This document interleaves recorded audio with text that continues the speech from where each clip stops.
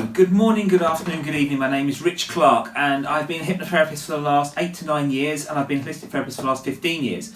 So, I carry on this series of fear and phobias, and today I'm going to talk about this phobia called the fear of love, and the fear of love is called philophobia. So what is the fear of love? So the fear of love, or falling in love, is known as philophobia. The word originates from the Greek philos, which means loved or beloved or loving. Individuals who suffer from this phobia or romantic love or forming an emotional attachment of any sort. As far as usual phobias are concerned, philophobia certainly ranks high in the list of the top 100 phobias of the world. Often this phobia is known to have cultural or religious roots, and where the person may have been committed to an arranged marriage or hence fears falling in love. Actually, one of the things as a hypnotherapist, one of the things we do have is the fear of love, fear of relationships, fear of commitment, fear of marriage, fear of divorce, fear of being alone. It's all interlinked to the fear of love. So this phobia is actually more common in women than in men. The condition can greatly affect one's life to an extent that it becomes difficult to commit or form healthy relationships. Such people tend to live their lives in solitude, which is also another issue, because if they have a fear of being alone, then that causes then the complexity of that. So the belief in Tudor England was that Queen Elizabeth might have been a philophobic. She loved and allowed several suitors to court her, but never came to marriage or commitment. Historians now believe that her condition might have arisen owing to the fact that she had seen her mother, Anne Boleyn, as well as her cousin, executed for love by her father, Henry VIII. So the fact that her own father was responsible for the execution might have made her not believe all romantic relationships have a tragic ending. So this cause of love phobia, here's a couple of reasons why there's a cause of love phobia. So philophobia is unwarranted and an irrational fear of falling in love. Sometimes the sufferer does fall in love, but it causes an intense emotional turmoil in their mind. There are many theories why this could happen, so I'm going to give you a few. So some therapists believe that an intensely negative experience in the sufferer's past may have triggered this reaction. This could be a parent's divorce, watching them fight or separate, or witnessing domestic violence in one's childhood might be responsible for this phobia. Hence, this is where actually I would say about 60% of my clients who've got a fear of love, this is what actually stems from their issue. As stated before, many cultures and religious prohibit romantic love or term relationships between man and woman as illicit under certain circumstances.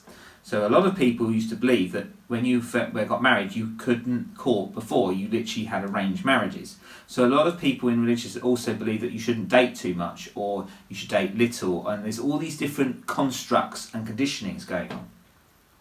This may cause internal panic or intense panic in the mind of the sufferer, since they firmly believe incurring the wrath of their elders or society, or even God or their religious deity who they support, if they have feelings about love.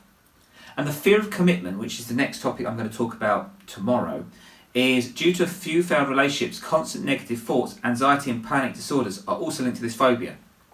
People who are overly anxious or highly strung might be more prone to it. And also this is the issue as well with people who are perfectionists, because as soon as something goes wrong in a relationship, or they're in love with someone, or a friendship goes wrong and their friendship develops into something where it does feel it should go romantic, then if it gets disbanded or it doesn't work, then it's seen as a failure. So then that's the fear of going out with someone, fear of love again, fear of a bad relationship and so forth. And these natures and extents and causes of these vary from case to case. So this is an issue what happens a lot. Now,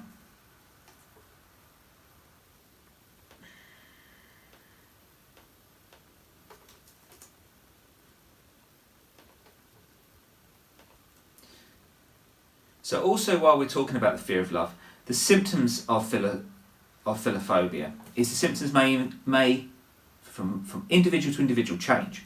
So some people are afraid of love, so they cannot open up to anyone. They do have committed relationships, but cannot maintain any of them. And we all probably had experiences of this, where we've gone into relationships and we feel that one person is more involved in the relationship than the other. And this is an issue of people who have a fear of love.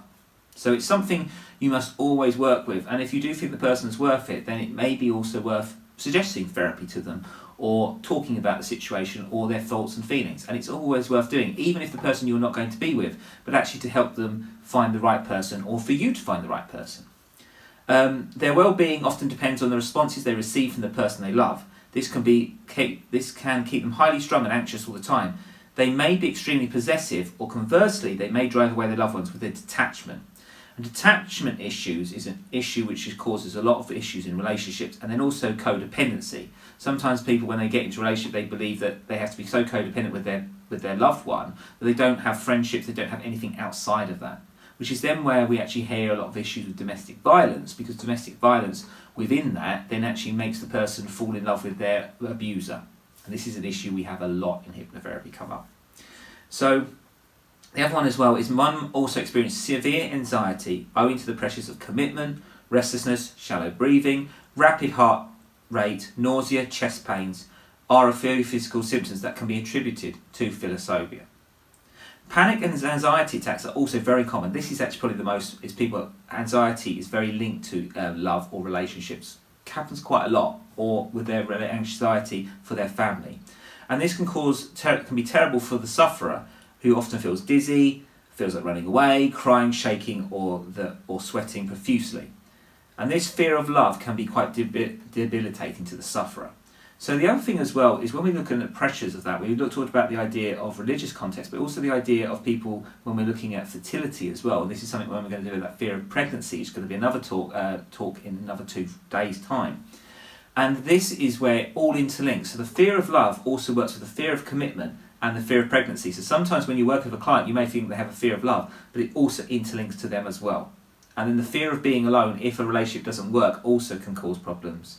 And then the fear of success also can link with the fear of love, because if you have fear of success, then you don't believe your love relationship will work. So can you see it's all interlinked in that way? So how would we suggest overcoming this fear of love? Well, there are many ways of overcoming the fear of falling in love. Now, on the general, it's self-help books. Secondly, psychotherapy is talk therapy, psychotherapy, and then hypnoanalysis. So hypnoanalysis are a few effective ways that can show proven effects of results.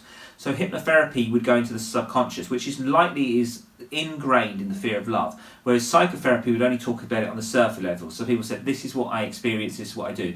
But the subconscious goes into where it is actually deep rooted into the psyche, where it actually causes a domino effect of why the fear of love happens, why relationships don't work, why marriages don't work, and so forth. It is interlinked. That deep rooted issue is what most people need sorted out. So there are several online and offline forums that support groups that can encourage an individual open about their fears about love and commitment. It's all important to manage the anxiety attacks experienced owing to the phobia. Now, if you're a prescribed doctor, drugs and medication can be prescribed. However, they are not the permanent solution.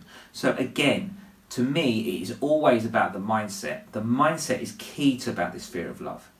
And then the other thing is also one must rely on therapies that offer long-term cures. Not just, I'll do one session and that cures me. It doesn't. It takes time because there's a lot of issues with that fear of love. So behaviour therapy, meditation, neuro-linguistic modalities, NLP, are a few tried and tested means of overcoming this issue. Now, going forth with the fear of love is another issue as well, is when people, as a hypnotherapist, if you are interested or you have this fear of being in a relationship or so forth, is when you work with me as a consultation, usually the consultation I do is about an hour. But with the fear of love is usually with that, because love is such a massive subject, you have to break it down into actually, if the first consultation goes well, then you have to look at that. This will actually take a few sessions more than usual, because it actually affects so many different departments and the knock-on effect is profound.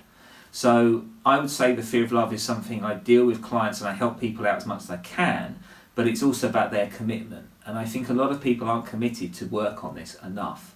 And I think with the world going forward is the one thing which actually may be sentimental, but the actual idea of love or commitment, or the idea of marriage, or the idea of togetherness, or the idea of a great relationship or partnership, I think is going to be essential going forward, because the way the world is, it's going to become very fragmented.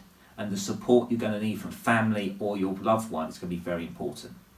So until next time, and I will be speaking about the fear of commitment, I shall speak to you soon.